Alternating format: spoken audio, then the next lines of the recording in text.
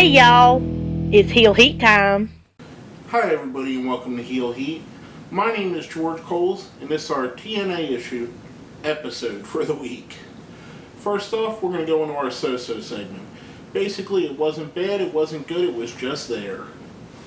The first thing we want to talk about is Ethan Carter III versus Kurt Angle. Now, the reason it makes it into the so-so list, it wasn't a terrible match. However, they're going right into another Kurt Angle injury angle coming off of a Kurt Angle coming back from injury angle. I don't know, to me, it would have been smarter just to keep him off and sell the initial injury and come back down the line. The only reason I could think behind they did this is they're scared when his contract runs up, he's going to bolt. Either for WWE or Jeff Jarrett's new promotion, Global Wrestling Federation, or whatever it's called. I think they could do more with this. If it was to put Ethan Carter over, I get what you did, but they could have saved it for a pay-per-view and did it where it was more important. I don't know. To me, it just didn't hit. Now, coming off of that, we're going to go into our bad segments of the week. Stuff I didn't like. Now, I'm going to lump all of this into one, although I did like the beginning with Eric Young calling out anybody and Bobby Roode coming out, accepting the challenge. But then pretty much instantly it gets shot down by MVP, who later explains to Roode that he just had a shot, that he has someone else for a shot, which leads us to Eric Young and MVP in a third segment altogether, coming out and MVP asking for the music to be played. No one shows. No music's played. MVP lays out Eric Young and tells him that he's his opponent. Here's where I dislike this. Now, MVP, I think he's a great heel. I think he works better as a heel than a face, to be honest with you. The problem I have is that just a few months ago, MVP came in to usurp power from Dixie Carter, the evil heel GM and owner who was there only for her own interests and running it in an evil way. Then a couple months later, we find MVP doing the same exact thing. Now, it could easily be explained as power corrupts absolutely. Absolute power corrupts absolutely. However, to me, they could have just brought MVP in as part of Dixie's group and kept that going. But they didn't. They pretty much crapped on 3 months of building MVP as a fair and impartial general manager, booker, whatever the hell they wanted to call him, director of wrestling. Who knows? But it was just disappointing and it didn't make any sense. Speaking of which, we have our next match. Willow versus Magnus, which ends in a DQ when Bram gets involved. The match was okay.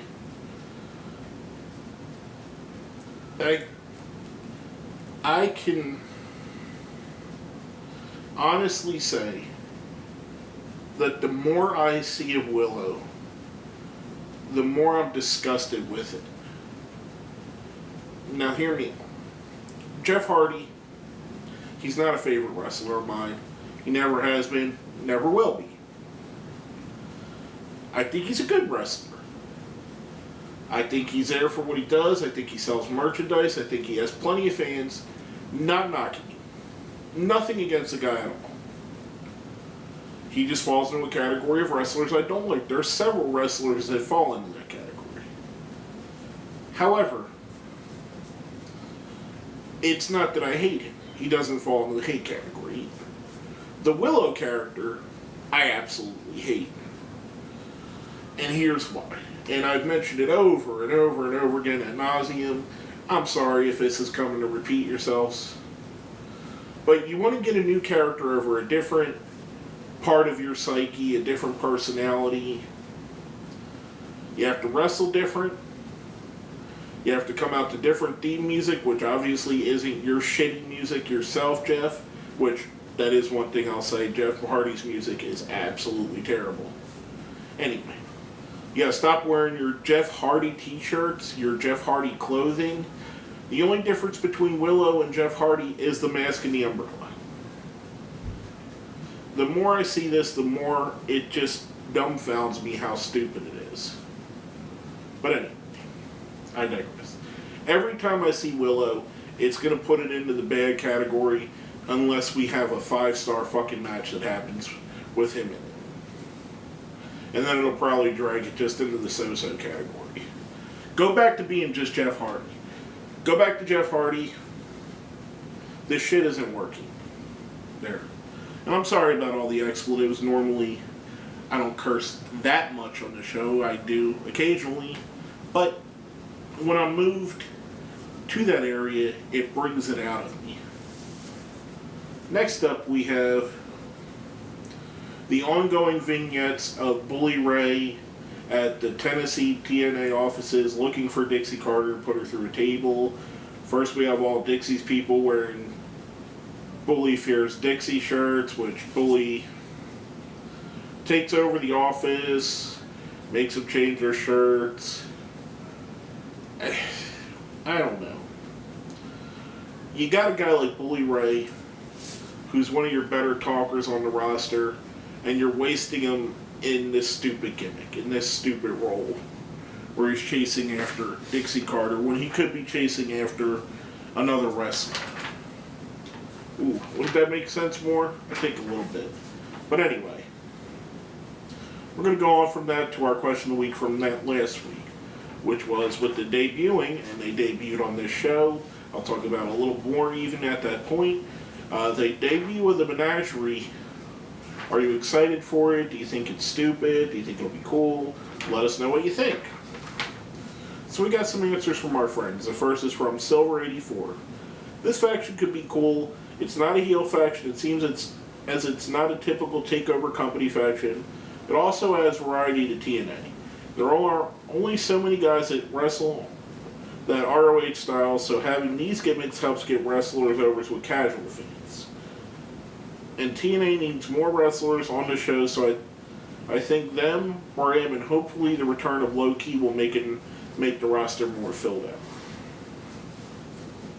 Good opinions, and like you said, it's going to give us more matches with different characters. I like your thinking on that. Next is from our friend Zombies40.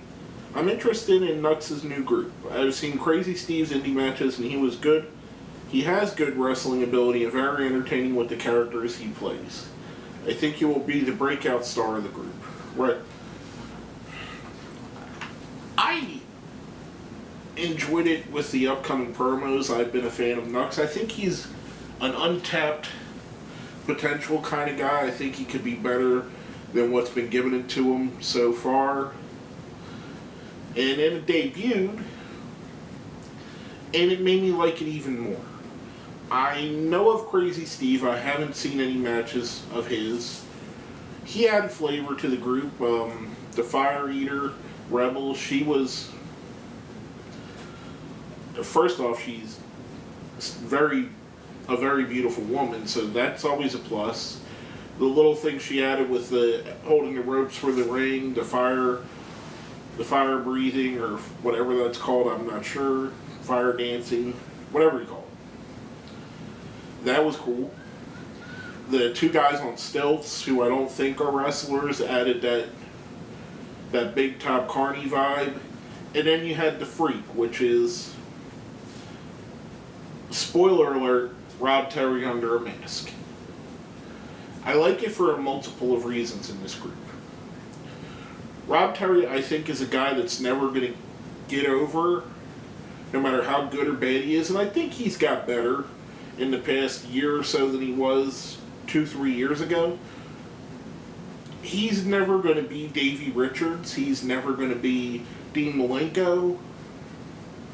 But he could be Batista.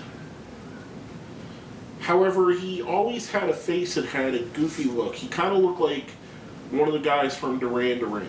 And to me, putting him under a mask hides that. You accentuate the positives. This guy's a big monster brute. You give him an evil-looking mask. Voila. Brand new character that works a lot better than Rob Terry ever did. I think it's going to be a cool thing. I hope that they don't go the cheesy route with it. I like that they're willing to do different things, that they're trying characters like Sammy Shaw out, like they're trying this menagerie out. I like what TNA, on some points, is doing. Other points, not so much. But coming off of that, we're going to go into our question of the week from this week. When the Wolves eventually break up, which they probably will at some point, and go their separate ways, who do you think will have the better TNA career? Eddie Edwards or Davey Richards? Simple question. Eddie or Davey? Let us know what you think. Hit us up on Facebook. Hit us up on Twitter. Put it down where? Down in the comments. Now we're going to go into the good segments of the night. And I'm going to say this with full-on knowledge that the in-ring action was terrible in it. That this shouldn't have been a wrestling match. That this was a farce to what we would call professional wrestling. But the evening gown match between the beautiful people and Brittany and Madison was one of the highlights of the show for me. Now, I'm a heterosexual man. How would you not like 4 women wrestling where the goal of it is to get them as close to naked as cable television will let you show? Like I said, it was aesthetically pleasing, and that's the only reason I liked it. I enjoyed it because of the fact that it was 4 beautiful women trying to strip each other down. Now, do I think crap like this brings down the women's division, the Knockouts division? Do I think it's detrimental to the overall product they produce as the Knockouts division? Yes, I really do. But then again, I like beautiful women. What can I say? It was a great, in my opinion, I enjoyed the segment.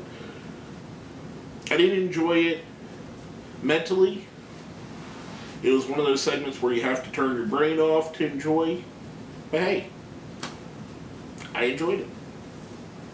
Next up, we have the Bromans versus the Wolves in a ladder match. I thought this was probably the match of the night. I enjoy these two working together. I think the Wolves have brought out more in the Bromans. Even the Bromans themselves, before this interaction with the Wolves, were getting better and better. I think they're only getting even better working with a caliber team of the Wolves. And I enjoy it. Hopefully we'll get some other tag teams added into the mix now. Maybe Crazy Steve and the Freak from the Menagerie. You know, some others that could be put in there. I don't think there's any other teams really on the roster other than these two, so maybe we'll get some other ones thrown in there. Wolves pick up the win, going forward with it. I thought it was cool. I enjoyed it. It was by far my favorite match of the show. Next up, we have Kazarian versus Nux, and this was the debut of the Menagerie. We've talked about them all through the show, so as you know, I'm impressed with it. The only thing that was a little bit of a negative was them going over Kaz and the fact that they're releasing Kaz, or he's already been released, but I think they've taped a few other things with him for future shows. I think TNA's really shooting himself in the foot, releasing the guys the caliber of Kaz and Daniels and AJ Styles that they've released recently. If these guys left year apart, 2 years apart, 3 years apart, it might not be a big deal. But it sure seems like they're getting rid of all the guys that made TNA special. not to get away from this match, which was a good match, good way to debut Nux and his group, the Menagerie. However, to me, it's like I said, the guys that to me made TNA special, the only ones left are Bobby Roode, James Storm, Samoa Joe. I mean, the list is relatively small. Whereas 5 months ago, we had guys like Daniels, we had Kazarian, we had AJ Styles, we had Sting. Yeah, Sting even though his in-ring capabilities are not what they used to be, he made it special because he hadn't been in WWE yet, and it's something that they had that WWE never did. But anyway, I digress. We're going to move right into our ratings for the show. Now, if you've noticed that from the past shows, we've changed it around a little bit. We'll still have the same format. 1 is the worst, 5 is the best. It's a 1 to 5 scale. But some of them are changed due to departures and newer coming-ins. 1's a Dixie Carter, 2's a Rockstar Spud, 3's a Gunner, 4's a James Storm, 5's a Bobby Roode. I'm giving this show a 2, a Rockstar Spud. There was a lot of really bad stuff that happened on the show. A couple things I liked. Not enough to carry the show into anything really enjoyable. This was one of those labor of love type shows with TNA where you're just watching because you want it to be better. You're not watching because you're compelled by what they're doing. But basically that's all I have to say about that. My name is George Coles, and this has been another episode of Heel Heat.